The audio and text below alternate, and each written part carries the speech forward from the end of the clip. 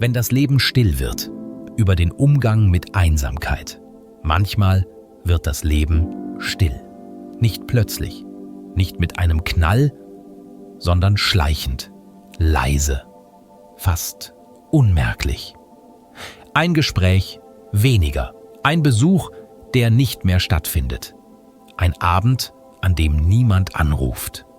Zuerst scheint es nur Ruhe zu sein, doch irgendwann merkt man, dass etwas fehlt, dass die Stunden länger werden, dass selbst das Ticken der Uhr lauter klingt, als einem lieb ist. Dann ist sie da. Die Einsamkeit. Ein Schatten, der sich nicht laut ankündigt, aber bleibt, wenn alles andere gegangen ist. Viele Menschen fürchten diese Stille. Sie füllen sie mit Musik, mit Arbeit, mit Lärm, mit Terminen, Ablenkung, endlosen Bildern auf einem Bildschirm. Aber je mehr sie fliehen, desto stärker scheint sie ihnen zu folgen. Denn die Einsamkeit ist nicht draußen, sie wohnt in uns. Sie ist nicht immer ein Feind, manchmal ist sie ein Spiegel, der uns zeigt, was wir nicht sehen wollten, die Risse, die über die Jahre entstanden sind, die Sehnsüchte, die wir verdrängt haben, die Stimmen in uns, die wir zum Schweigen gebracht haben, weil die Welt zu laut war, um ihnen zuzuhören. Wenn das Leben still wird, können wir diese Stimmen wieder hören. Zuerst zart, kaum verständlich, dann klarer, ehrlicher. Sie erzählen von dem, was uns fehlt und von dem, was wir sind. Sie fordern uns auf, stehen zu bleiben, statt immer weiter zu rennen. Vielleicht ist Einsamkeit deshalb kein Versagen, sondern eine Art Prüfung. Eine Schwelle, an der wir uns selbst begegnen müssen, bevor wir anderen wieder aufrichtig begegnen können. Denn wie sollen wir Nähe finden, wenn wir nicht wissen, wer wir sind, wenn niemand mehr zuhört? In dieser Stille liegt eine Chance, so schmerzhaft sie auch ist.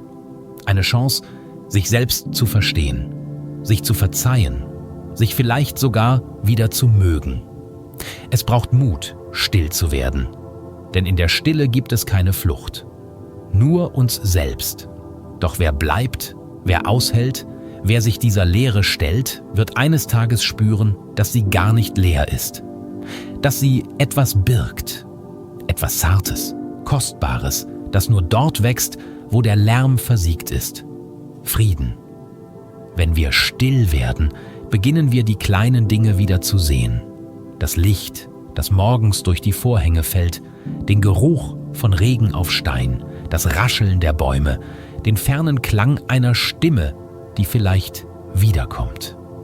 Und langsam, ganz langsam, verändert sich die Einsamkeit.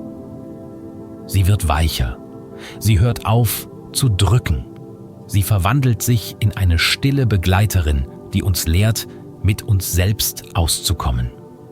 Vielleicht braucht jeder Mensch solche Zeiten. Zeiten, in denen die Welt innehält, in denen wir erkennen, dass wir nicht nur aus Begegnungen mit anderen bestehen, sondern auch aus der Begegnung mit uns selbst. Und wenn dann wieder Menschen in unser Leben treten, wenn wieder Stimmen durch die Räume hallen, wenn wieder Lachen durch das Fenster dringt, dann spüren wir sind gewachsen. Wir sind nicht mehr dieselben. Wir sind stiller geworden, aber auch tiefer. Einsamkeit ist kein Zustand, den man besiegen muss. Sie ist eine Sprache, die verstanden werden will. Und wer sie einmal spricht, versteht auch andere besser. Wenn das Leben still wird, ist das kein Ende, kein Scheitern, kein Zeichen, dass etwas verloren ist. Es ist ein Übergang, eine Nacht, aus der ein anderer Morgen geboren wird. Ein stilles Tal zwischen zwei Stimmen, in dem wir lernen, zuzuhören. Nicht nur der Welt, sondern uns selbst. Und wenn du heute spürst, dass die Stille dich umgibt, dann lauf nicht vor ihr davon. Atme. Hör hin. Vielleicht erzählt sie dir etwas, was du schon lange wissen wolltest. Vielleicht trägt sie schon die Antwort in sich, die du suchst. Denn manchmal, ganz selten, aber dann unverkennbar, ist die Stille nicht Einsamkeit, sondern Frieden.